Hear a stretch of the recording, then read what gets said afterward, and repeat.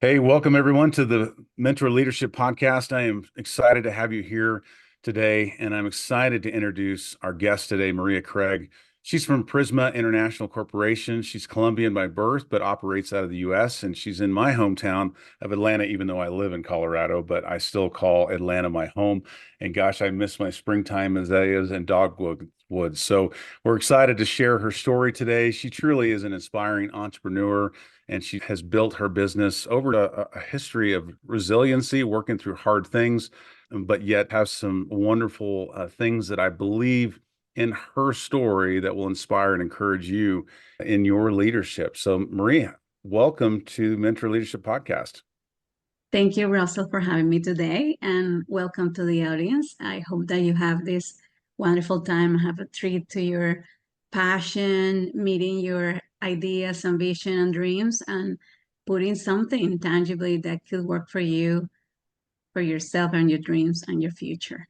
Maria, as we get started, it would be great to get to know you, a little bit of your story, and maybe you're welcome to start wherever you're most comfortable. But I'm actually curious, how in the world did you get from Colombia to the US? And maybe a little bit of the backstory of what maybe sparked the courage for you to make such a big move. So, super quick, I am from Colombia, South America, not South Carolina, and I come from a family of 13 children. My father was a person that had a small family as well. He was the youngest of five in a very rural mountainous area. He was left alone with his grandmother while his mother went to the city after his father had passed away. So he had a hard life. He was on the streets up to the age of 13, and he hit the jackpot in 1979 in Colombia. And from that, he became a very entrepreneurial person. So by the time that 1981, I'm 42 years old, came about, I have a father that had a loving way of showing us how to take care of ourselves through Mm, education and self diligence. mm, So that's the backstory. When I was little, I was an odd child. My siblings were playing in the jungle gym. We had a country house, animal farm, like all sorts of businesses, supermarkets, clothing factories, a lottery, clothing store, meat processing plants, you name it. There was a business, my father had it. And I was very much into being with my father because I saw an entrepreneur and I valued that from the very early stages in my life. So I remember a specific event that happened. We had been taken twice a year for shopping.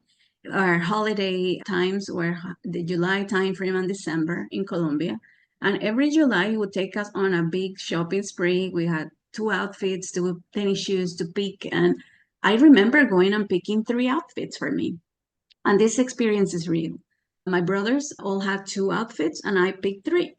mm. So when we got to the cashier, I said, okay, I want this outfit and this pajama. And he said, no, it's two for each child. We're so many kids. We have a budget. And I said, no, this is not fair. I am not like my siblings. I do well in school. I'm well behaved. I help you in your business on Saturdays. I stamp the lottery tickets on the back. I count the coins. And he said, life is not fair. And if Mm, you want more, you need to work for it. okay. I was Wow. 7 years old, and I immediately right after that, I remember saving my allowance for the daily food that Mm, we got at the schools, mm. saving that for a couple of weeks, buying merchandise. And at 7 years of age, I started reselling in the school. My And that's where goodness. my entrepreneurial came about because my father taught me a valuable lesson that I still remember clearly. So I started selling and I started seeing other people to begin to sell like competition. Mm, And I said, no. Then I went to from Jolly Ranchers to candy to chocolate. Then I went to do my own cards. And I was always a step ahead of my mm, competition. By mm. the age of 13 years old, I have opened my own business in the Chamber of Commerce in Colombia. I was doing all sorts of crafts and all sorts of things. I became a teacher at the age of 17, Oh my goodness. informally. I liked taking care of myself, independence. I value that entrepreneurial spirit. Mm. And because of that, I wanted to be more, do more. So I started taking English classes that opened up world possibilities that brought me eventually to the United States 19 years ago, almost this summer. And I went all the way from Santa Marta, Colombia, very coastal, beautiful, oldest town probably in the Americas, founded by European settlers, all the way to Amish country in Pennsylvania. Oh my So goodness. Wow. that's how I ended up in the States. I came to Mm. study, I came to become. My idea when I came was I'm gonna come and study and go back to Colombia and change the world. And the experience in the US changed my world. Wow. All of my siblings are still outside of the US and they live fruitful lives. They're very productive, all went to school. But I came to the US with $800 in my pocket and four big suitcases and a bunch of dreams. And I said, I'm gonna make it through. Mm. After a first semester in the university, my father's partner, he had moved to Curacao, one of the Dutch islands in the Caribbean. She got diagnosed with cancer, breast cancer, and he said Mm. to me, Maria, you need to come back home because there's no more funding for your school. Oh. And I said, absolutely not. Mm. And that is where my journey began, that journey of resilience and business Mm. mindset. I had to work odd jobs. I had to not sleep very much. I had to clean homes when I never did that at home. Mm. Back in Colombia, we had maids and we lived very well. And I learned a lot of things of if you want to make it, you have to go for it. Think Mm. about three particular things. And I'm speaking to all these uh, listeners, the listeners of this podcast. If you have a dream, if you can think it, you can probably do it. My goodness. I So think about, yeah, go ahead. I'm yeah, talking. this So excited. yeah, I am so excited. It's inspiring. This truly the overcoming story, the visual of four suitcases and $800, and you're in school and it's great. And you're in a new place, new country, but then all of a sudden the funding stops. And probably a number of people can relate to that, where whatever that source of income is, the revenue stops and you're at a crossroad, you're at a crisis. What do I do? Do I go home? Do I go back to a place of security? Or do I step back into a place of risk, into the unknown that might require a path of humility, cleaning houses, doing whatever it takes to be able to push through? And the Maria of 7 years old is still the same Maria stepping into true entrepreneurship, being able to take advantage of opportunities even in the midst of a lack. And so that's what a story, but a story that probably many folks can relate to, especially entrepreneurs starting with big dreams, but maybe not a lot of resources to support that. Perhaps in the middle of your story, what work did you do or settle into from a career, and how did that lead up to your company today with Prisma? Yes. So I push hard. And let me tell you a couple of examples of what this struggle looked like. I didn't have any funding. My Mm. father had given me my $800 for the travel for the day, and we were supposed to get the deposit for the money for the school. And each semester back in the day, it was $35,000 in 2005. The Mm. schooling was a private school for engineering. I had to cancel my meal plan. I had to return the books out of the library that I had purchased. I had to work all sorts of jobs, cleaning houses and doing all the stuff. I couldn't even afford my own laptop. So I would go at 1 in the morning when everybody was sleeping to do my schoolwork in the Brosman Commons of Elizabethtown College. Mm. But fast forward, after I graduated, I moved to North Carolina.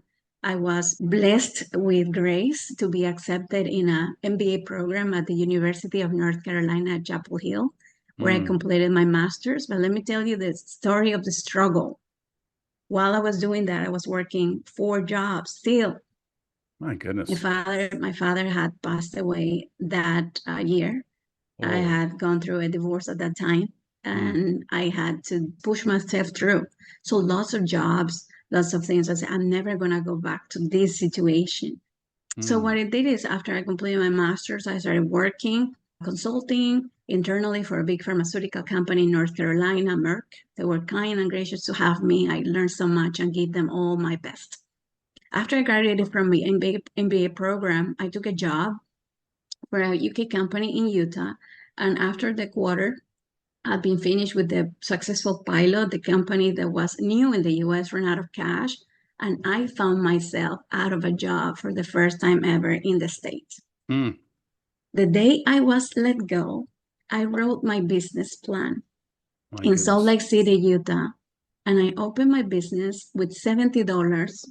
And I opened Yahoo Small Business website and I programmed my whole new first service ever on that day in that winter of 2013. When I came back home, my mom started working. She moved to the States in this transition. And I said, I'm going to push through. I know what I have. I have completed my business degree, and now it's time for me to show what I'm about. And I opened the business. I started in the kitchen, in the living room, teaching ESL. My first division of Prisma International Corporation was a language division for services in North Carolina to help people that didn't speak English to communicate in hospitals and courts. Okay. Churches, schools, anything that related to that. I had a teaching background from Colombia. I used to manage an academic institution for ESL, and I said, yeah, I could do this in transition. I have a business degree, but I was always thinking, I'm going to do consulting, I'm going to do operations, I'm going to do engineering. But that's not how the life worked.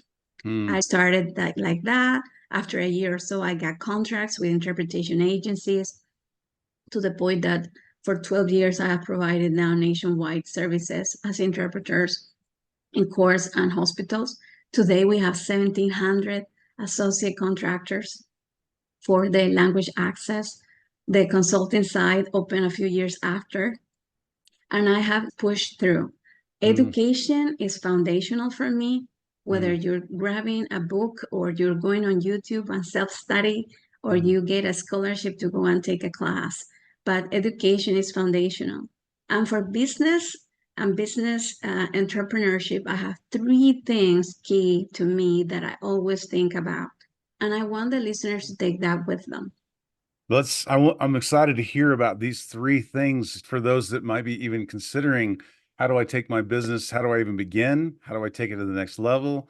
But perhaps for a moment, you shared a significant part of your story, a decade that started from $70 in Salt Lake City on a winter day to an organization with 1,700 translation interpreters globally. And you mentioned a key theme, a mantra of a value of resiliency. And I wonder, maybe share with us what helped keep you going. Over the last decade, you faced some perhaps challenges, perhaps there were moments of wanting to give up. Is this worth it? But what are some of the things that you have learned that has helped you become that resilient entrepreneurial leader? I'm going to say I am blessed of the father I have been given in this life. He had two mantras, and I stick to them like a good workout routine. I'm not that athletic, but this is my mental athleticism. He used to say, todo está en la mente. Everything is in your mind. And I truly believe that.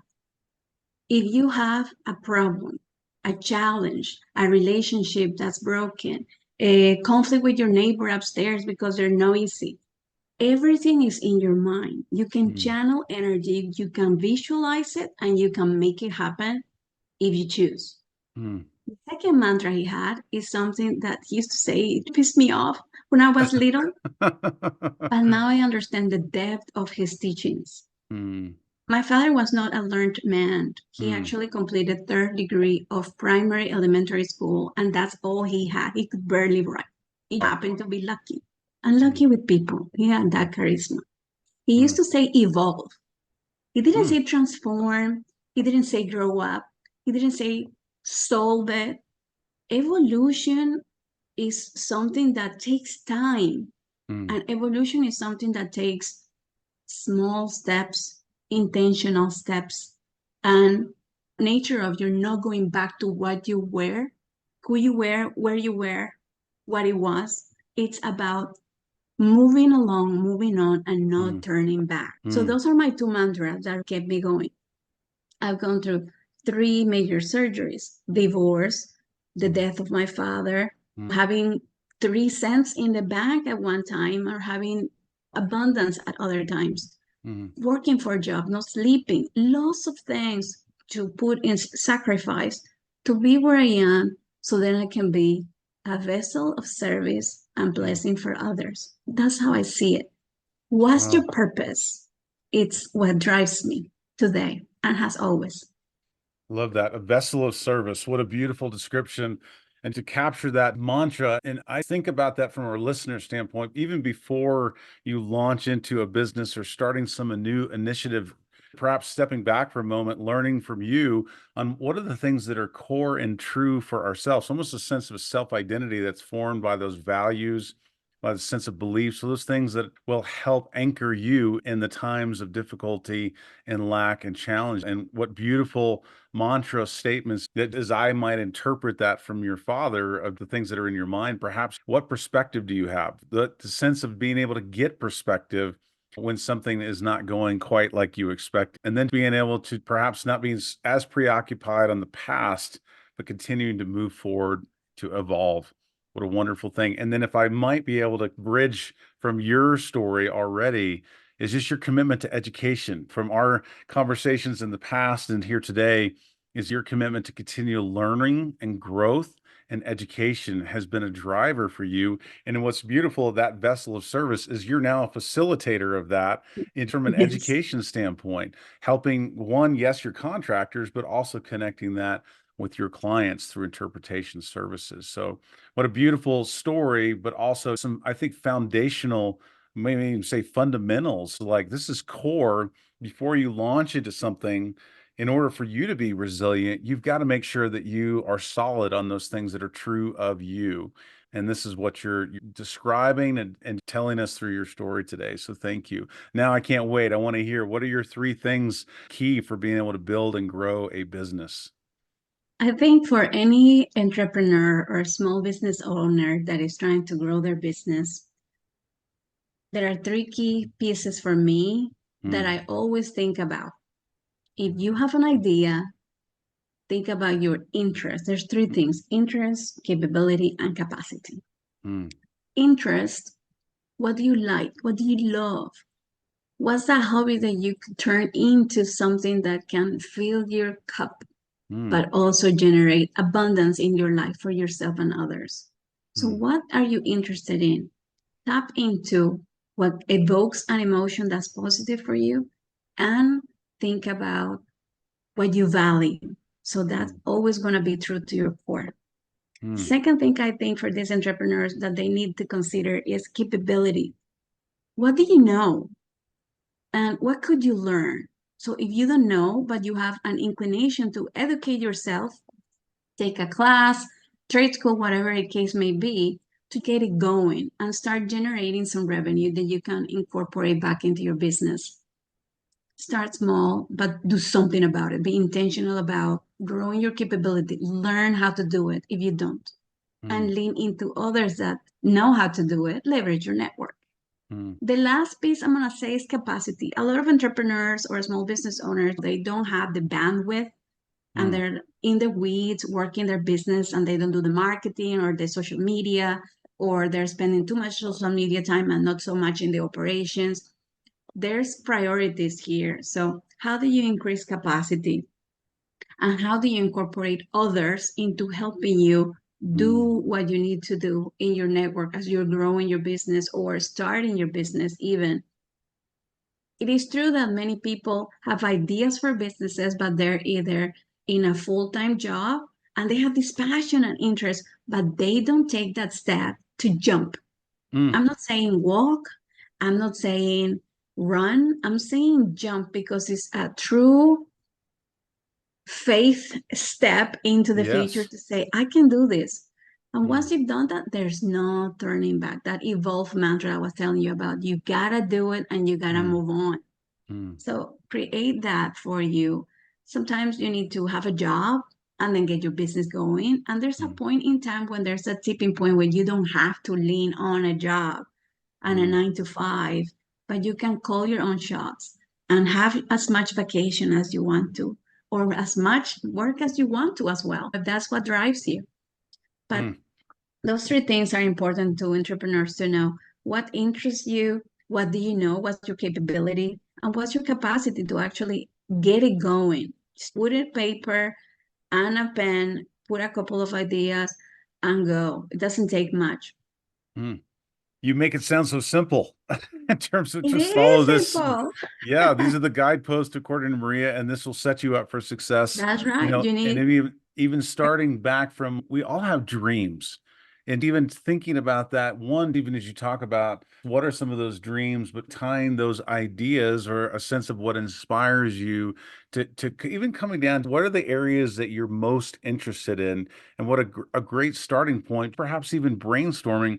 I know potentially some of the challenges with the folks that I get to work with, that it's almost a sense of they're so buried in their responsibilities today. They're buried in their day-to-day commitments in the weeds, as you said, that it's like they need to almost be reminded, what are the things that kind of get them out of bed in the morning? What are they passionate about? What gets them excited?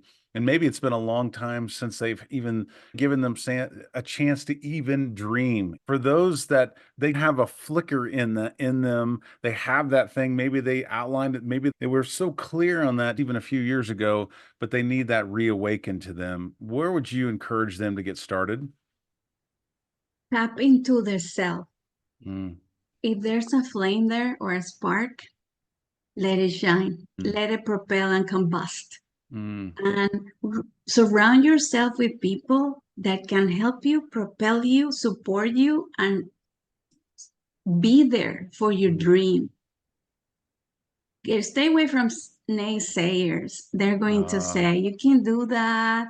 You're going to lose your job. What are you doing? How are you going to pay for the mortgage? Believe me, if you are passionate about something, people will gather around that energy. mm, So tap into that spark. Everything is in your mind. mm, If you can think it, you can dream it. If you can mm, dream it, you can plan on becoming. mm, And it's not doing the stuff, it's being you. mm. If you are an entrepreneur, be an entrepreneur. Don't Okay. do the tasks, feel your purpose. Mm. So it has to come from you. I love that. Such clear language around even going back to even some of the things you shared earlier, be more and do more.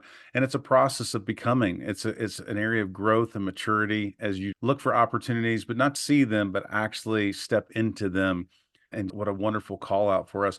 But I don't want to I don't want to miss this as you were describing it. It's almost as if it's like a dream team in the sense that you need some kind of support to be able to step into something that feels bigger, maybe even daunting or impossible. Surround yourself by those people who can support you.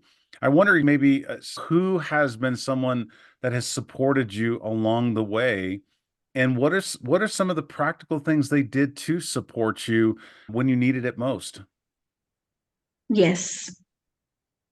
Think about this as you go along and look around your network and your immediate circle of trust: who adds and who takes away. First thing, analyze who gives me, who propels me, and who doesn't add. You need to step away because they Mm, will take your energy and your focus towards your dreams. mm, If I think about who has been in my network, coming from a big family of 13 kids, I can say my sister Martha, who also is an entrepreneur. When mm, my father pulled the plug, she came to rescue and she helped me and supported me. My aunt, for example, lived in another country and figured out a way to connect with someone in the US for a scholarship so I could pay for my books because I had to return them. mm, I tapped into my network when I was at Elizabethtown College.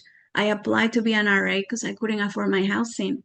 mm, So you gotta leverage that network and reach out and be vulnerable and say, you know what? I'm in need, but this is what I'm willing to do. As a mm, trade-off, I help you, I serve you, I need this. What can you do for me as well? And mm, use that. Don't be shy. mm, Jump. mm, I can tell you my sister, my aunt, my mother, when I lost my first job in Utah, I came back and she started working. She was a nanny ever since after that.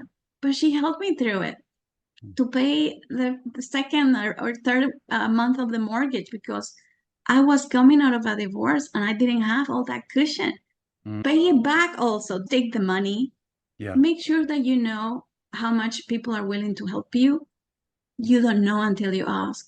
And Mm. even if they're not in a position to do that, tap into your inner strength and source, your mindset.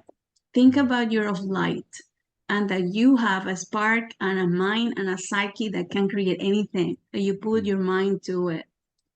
Think about some people are of your same light.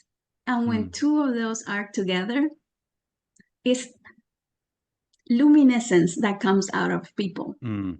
in togetherness and consciousness. Some Mm. people have dimmer lights, some people have brighter lights. Go towards the spark because the energy that surrounds those people is going to bring you good things. Yeah.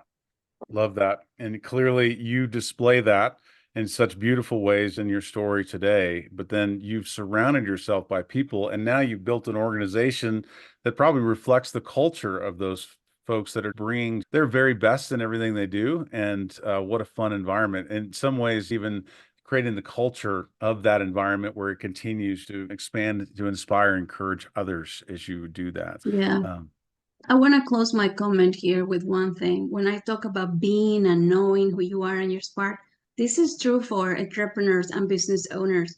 It's not going and doing a business that someone else is doing. It's what makes you different? What mm, makes you unique? What is your purpose? What do you value? So think about those things not in your head. Put them on piece of paper and a pen and write them because if you visualize them, you can make them happen. But it's mm. not doing what everybody else is doing. You are one unique person in this universe. Own your purpose. What a beautiful call out and a charge that it almost takes me back to where you were in Salt Lake City of visualize it. But what you did is you went beyond that more than a dream and an idea. You actually wrote it down. And as you wrote it, a plan began to form. And that from that then informed what are my capabilities? How do I need to grow? How do I need to educate myself so that I have something of value? And then being able to organize your capacity around that. Three practical charges to be able to help folks who might be on that edge of taking that jump that they need to, or perhaps growing to the next level, which all of this is an exercise of faith, isn't it? So It is. Faith is the best word to choose here for how I live my life. I love that. Maria, thank you so much for sharing your story today, your inspirational story, but also some practical tips in terms of our leadership. You modeled for us good mentorship as well. How would you like folks to get in contact with you? I will put, as soon as you post this on your podcast, I'm going to share our different divisions. We have two. The one that is true to my core is the language access, where people can learn about what we're doing to support people in need who don't speak English throughout the US. My father didn't speak Dutch when he lived in Curacao, and that's how I started this Mm. actually as an interpreter. So people can take classes. One of the key things for us is that we give back to the community, meaning we're going to pay you if you take the class with us. So then the investment is returned back to your pocket.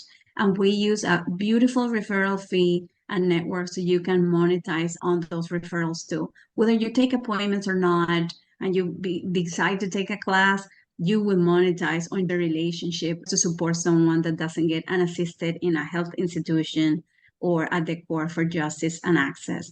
So I'll do that. Our websites are prismalanguages.com and prisma-international-corporation.com for the consulting side.